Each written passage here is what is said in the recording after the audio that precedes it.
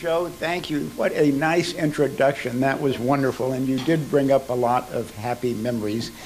Chief among them having Cindy as vice chairman and, of course, doing everything she told us to do in those days, just as we are today. And she is great at that and great public servant herself. And you brought up marijuana and horned toads. I don't know if I've seen another horned toad since then either. I read every article I can, and they still don't know exactly why they're disappearing. As far as marijuana, I started to stay away from that, except that there was a bit of a disconnect when the president said he didn't think it was any more dangerous than alcohol. A week later, this week, we actually went to the White House website, and the White House website talks about how dangerous marijuana is. So the website has not yet caught up with the president's words, but maybe they will at some point. But you're right, we're not going to be voting on that in San Antonio anytime soon. It's nice to be with you all this morning. I don't know if Richard's in the back. Always good to see him and thank him and the chamber for all you do for our wonderful community. And I have to say, I think this is your 36th trip up. Joe mentioned he'd been up 24, 23 times. 36 years, a real credit. And I'd have to say that you almost make me feel like a junior member because you all were coming up here before I was ever in Congress too. And as far as San Antonio goes, and I brag about our city all the time, every week there's an occasion to point out that we are a 300-year-old community, tricultural, harmonious, wonderful history, everybody gets along. And we really do set an example for a lot of other cities across the country. We set an example in another way, of course, and that is our economic development and the fact that Forbes has put us on the top 10 list of all American cities as far as job creation goes. Our unemployment rate in San Antonio is, of course, below the state's below the nation, and so we're in great shape, and I hope that that can continue as well. I wanted to mention the Science Committee because the agencies over which we have jurisdiction do a lot of good for San Antonio, and you may not be aware of this. When we spoke last year and got together last year, I had just become chairman, and I don't think I had really looked into what the committee's connection was to San Antonio. But we oversee two agencies, the National Science Foundation and NASA, that, as I say, do a lot of good for San Antonio and do a lot of good as far as the job creation goes. On the National Science Foundation in the last 5 years, they have given grants to San Antonio colleges and universities totaling $44 million. The number one recipient was UTSA. This next is really going to get your attention because when it comes to NASA contracts, and these are primarily going to research institutes, and Southwest Research Institute is by far the largest recipient here. But listen to this figure. In the last 5 years, NASA contracts to San Antonio institutes have totaled $3.5 billion. Think of the implications of that and how that helps economic growth and how many people are employed by that $3.5 billion. So one of my jobs, I think, is going to make sure that those kinds of benefits continue. Of course, they'll be earned, but it's nice to oversee that those contracts and those grants going to San Antonio. Richard asked me to talk a little bit about cybersecurity, and the Science Committee has in fact approved, and we've sent to the House floor, and the House has approved 2 cybersecurity bills. They await action in the Senate, and maybe I'll digress just for a minute to express a little bit of frustration with the Senate. The House has over 50 bills that have passed on our side of the Capitol that have not been taken up by the Senate that ought to be. Many of these are bipartisan bills. There's no reason for them not to be considered, and 2 of them are these cybersecurity bills. We get into cybersecurity, as we do a lot of these agencies, through the road of research and development. Of the $39 billion in agency budgets we oversee, 80% of that is research and development. And the reason that's exciting is because research and development is the future. When you're talking about science and technology, you're talking about research and development, you're talking about increasing America's productivity, you're talking about increasing our standard of living. You're talking about job creation. So that's why it is a great committee to be on and a great committee for the future. But the two cybersecurity bills come at cybersecurity a little bit of a different way.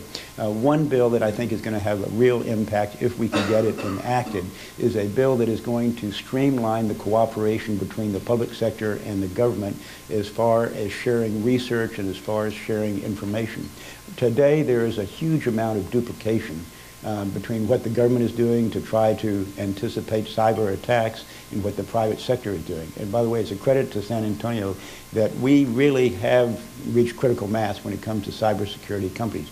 We far surpass Austin to the north, which might surpass us in other high-tech ways, but when it comes to cybersecurity, we're really the place to go. I've forgotten, I think there's something like 5,500 individuals in San Antonio who have a cybersecurity top secret clearance. I mean, that's the degree and the depth of expertise we have. So one bill, better sharing of information, better sharing of research, making sure there's no duplication. The other bill comes at it a little bit different way, but I think you'll appreciate this.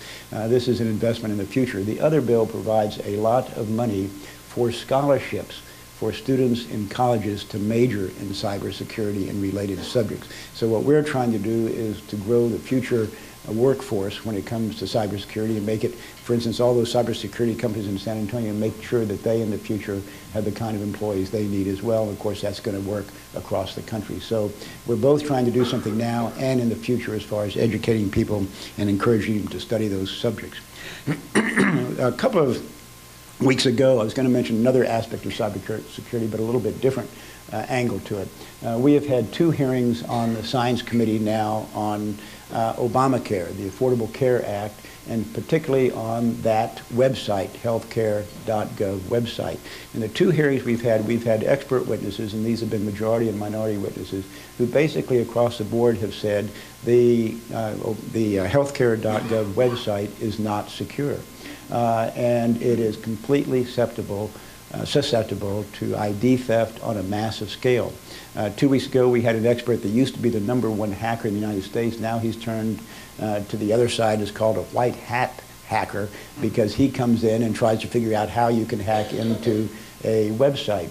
And he's the one who has said it's a hacker's dream. He testified before the committee, and he came out and said what maybe was more disturbing than anything else is that as we sat there last week, 2 weeks ago, there was no way the government knew whether their healthcare website was being hacked or not.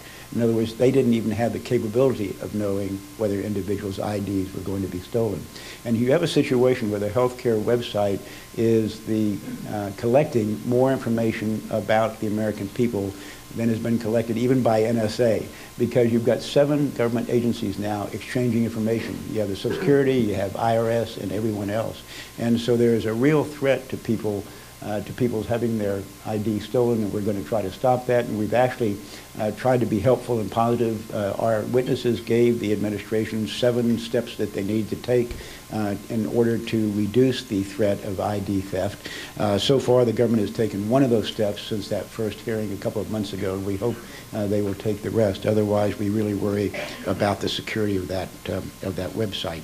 Wanted to mention committee bills that you all might be interested in. We're going to be processing several bills in the next 2 or 3 months that, again, I hope will benefit San Antonio and benefit Texas as well. One bill is called the STEM bill, Science, Technology, Engineering, Math, encouraging students to take those courses. And by the way, I see both sides of the coin on that. On the Judiciary Committee, I actually was the one who introduced the bill in the House that passed the House floor last year, allowing foreign students who specialize in those fields to stay in this country and not contribute to the brain drain and have to go back home. Again, it passed the House, was never taken up by the Senate. This year, I see it not only from the point of view of making sure foreign students who can help us out stay in the country, but also that we educate more of our own American students and encourage them to study those fields as well. By the way, what we're trying to do is to change the definition of STEM from science, technology, engineering, math to also include computer science, which is not now considered one of those core subjects. And if we can do that, I think that will help for the future as well. Some of the other bills, we obviously want to reauthorize NASA. That's a $17.6 billion bill. You can see that San Antonio, one community, gets a big chunk of that over the years from that figure that I gave you a few minutes ago. But we need to reauthorize authorize NASA. We're hoping that that will be bipartisan as well. Our committee has jurisdiction over about a third of the Department of Energy's budget, all the research and development that goes into energy. And my idea there varies a little from the administration's. My view of things is that the best thing we can do to provide inexpensive energy to the American people and to the world, the best thing we can do to try to address any aspect of climate change is to make energy less expensive. That's to say, frankly, that we shouldn't be picking winners and losers like Solyndra, and we shouldn't necessarily be subsidizing a lot of industries if it artificially keeps up the price. We are not going to convince developing nations to use alternative forms of energy unless we reduce the cost of energy. They're just simply not going to do it. They don't have any economic incentive to do it. So by putting a lot of money, we're going to be putting billions of dollars into energy research and development, we hope we can reduce the cost of all forms of energy. That in turn will help us and help the world. So we're going at it from that point of view. National Science Foundation. I'm going to have a little bit of fun with them because they do great work. As an example, 2 years ago, all 5 Nobel Prize winners from the United States had received National Science Foundation grants. However, I am going to change the way those grants are awarded, if I possibly can, and it looks like we're going to be able to do it, to say that those grants have to have some connection to the national interest. After all, we're using Americans' taxpayers' dollars to pay for those grants that go to universities and colleges and national labs and research institutes. And we only approved 1 out of 5 applications. Surely they ought to have some connection to what helps America. And the reason I say that, and when I became chairman of the committee, we started looking at all these grants that went to various colleges and universities. And here's what we found. There was a grant for studying animal photos in National Geographic, $220,000. $1.5 million to study Mongolian rangeland. $233,000 for a study of Mayan architecture. Oh, Joe, this is my favorite as an attorney. You'll appreciate this. $50,000 to study lawsuits in Peru in the 1500s. Somehow, I just don't know how that connects to helping America. Fishing practices on Lake Victoria, early human set fires in New Zealand, $340,000. This sounds like a lot of good vacations for people who might want to write on these subjects. By the way, the last one, $20,000 on the causes of stress in Bolivia. I can tell you it's government waste that causes stress, not the folks in Bolivia. Anyway, we're going to be coming at that, and I checked to make sure. By the way, none of our San Antonio institutions got any of those awards, so don't worry about UTSA. They're looking good. Other committee bills coming up. We have a Transfer Act. I won't tell you, it's an acronym, it's a long acronym, but basically what we're trying to do with the Transfer Act is to reduce the amount of time it takes for an individual or an institute to come up with a new idea and get it into the private sector to commercialize that idea and sell the product. Right now it takes an average of 2 years from the lab to the private sector. And we think we can get rid of a lot of the red tape, we can get rid of a lot of the bureaucratic barricades and collapse that time to 6 months. And if we can do that, that's going to really shorten the time that we now take to get those products into the market, and that's going to create a lot of jobs as well. Lastly, and the reason I'm going to be exiting a little earlier than normal this morning is because I am chairing a full committee, Science Committee hearing at 10 o'clock this morning, and the hearing is on this subject. It's on the impact of the Environmental Protection Agency on the state of Texas. That sounds provincial, but it's really not, because we're using Texas as a case study. And it also so happens that we have 8 members of the Science Committee who are Texans, Republicans, and Democrats both. And what we're going to be pointing out is basically how the EPA has overreached. When it comes to clean air rules, they are not even revealing the data or science they use to justify those regulations. We call it secret science. When it comes to fracking, you may have seen that 2 or 3 times the EPA has alleged that there was contamination associated with fracking in South Texas at Eagle Ford. Every single time they've had to retract their accusation because they didn't have good science. When it comes to water, the EPA was in such rush to get out their regulations that they didn't even consult their own scientific advisory board that they're required to consult. And those are the kinds of things that raise suspicions with us and make us want to sort of get the EPA under control.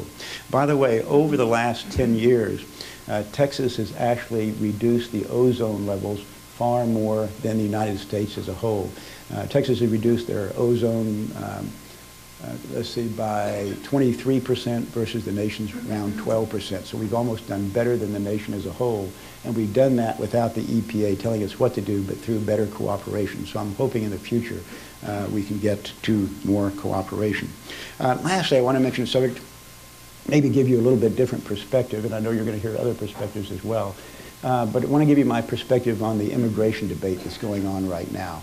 And I think it's going to be hard to accomplish something this year, perhaps for the reasons I'll explain in a minute. But let me acknowledge at the outset that we certainly can improve our immigration system. It certainly can better reflect the needs of those of us in the United States and at the same time be compassionate and humanitarian.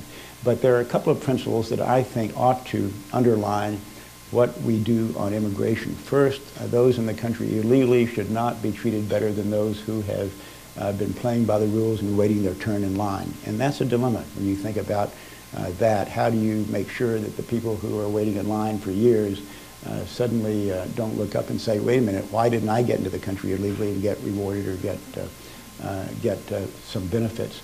The other is I want to make sure in our immigration policy changes that we don't hurt American workers. We have 10 million Americans unemployed today. Maybe some of you all know them.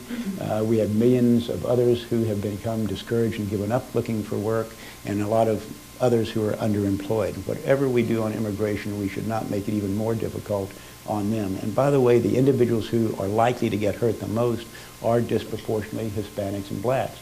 Hispanic unemployment rate is over 8%. For blacks, it's almost 13%. Let's not make that any worse. So again, you have to thread the needle in that regard. But the real fundamental reason that not much is going to be happen this year unless there's a change of attitude and a change of action on the part of the administration is that those of us who feel like we need to secure the border and make sure that what policies we enact don't further encourage more people to come across the border irregularly, is that we don't trust the president to enforce the border security. And we have a little bit of a history on there. You go back 3 years, and when the Government Accounting Office, GAO, nonpartisan objective, came out with this report and said that only 6% of the southern border was fully under control. The administration's response to that was, we're going to change the way we decide how the government, how much security there is along the border. And in the last 3 years, they haven't come up with an alternative. So the last thing we have is that GAO report. You've got an administration that has undermined or ignored a half a dozen immigration laws. They claim to have been very strict in their removals and deporting people, but they're not counting it the same way as other administrations. This administration, for the first time ever, is including in their statistics people that they apprehend at the border and turn around. The Bush administration did not do that. So when you compare apples to apples and oranges to oranges, enforcement is actually down 40% under this administration. This administration actually releases more criminal aliens than they send home to their home countries. So that's what gives us pause. Is this an administration that's going to keep their side of the bargain if we have an immigration bill that is part enforcement and part legalization? Is it just going to be part of the bill that gets enacted, as was the case in 1986, or is the president serious about enforcement as well? So again, it's a balance, but that's a little bit of the dilemma that we have. And let me stop there. I've covered a lot of territory with the Science Committee and some of the bills that we're working on, and even a little bit of immigration. I have particular interest, by the way, in that last subject. I'm still a member of the Immigration Subcommittee that I once chaired. And when I was first elected, I had 200 miles of Texas-Mexico border. So that tends to rivet your attention fairly quickly. Let me stop there and see if you all have any comments or advice or questions for me. Let's see. Okay. Yes, yes. Now that you've finished chewing, right? I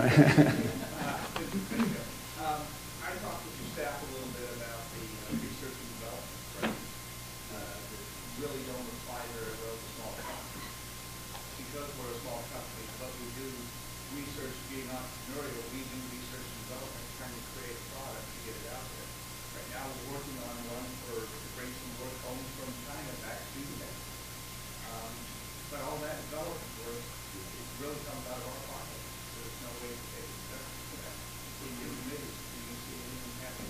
Do I see any change on that? You bring up a good point about the small business perspective may be different than the large, and then overseas and trying to get jobs back here may be something that we haven't considered enough. What I'd like for you to do, if you would, is to, if you'll give me your card, I'll send you a copy of this Transfer Act where we try to expedite the process, and maybe you can make some suggestions as to how we might improve that bill, because we really need people who have firsthand knowledge of how the process works. So let's do that rather than my second guess how we might help or not help. Okay, great. Okay. By the way, it's nice to see Ron Nuremberg here too. I had a great meeting with Ron a couple of weeks ago and appreciate his dedication and his approach to issues as well. And the question over here, yes. Can you give us an example of immigration ways that it can be done that, say, might hurt American workers? We had a lot of people come through in the last couple of days talking about how, if it's done right, that it will help GDP growth and jobs and employment. Well, yeah, I hear that economic argument as well. It's going to help our gross domestic product. It's going to create jobs. It's going to reduce our deficit. Unfortunately, all those studies, including the CBO study, only projects out for the next 10 years, and they don't offset with the local, state, and federal government costs. So you're seeing sort of the gross maximum positive side of things. For example, it just came out a couple of days ago that individuals who might be legalized will be eligible for Obamacare. The cost of that over the next, I think it was 10 years or 20 years, is $200 to $300 billion. No one is factoring that in. As far as people who, and the cost, they're not factoring the cost of Social Security because that's beyond 10 years, or the cost of Medicare, that's beyond 10 years, or the cost of benefits that might, that these individuals might be entitled to. So I think you're getting one side of that. Obviously, when people come in, they contribute to the gross domestic product because they're working in whatever it might be. But all these studies that say that also say they're going to reduce wages and cost jobs because of competition for scarce jobs. Remember, in the United States today, right now, there are 3 people for every 1 job opening. And I don't know that we want to worsen that kind of a situation. So that's, I just say it's a balance that needs to be done slowly, primarily. One last question, anyone from over on this side of the room?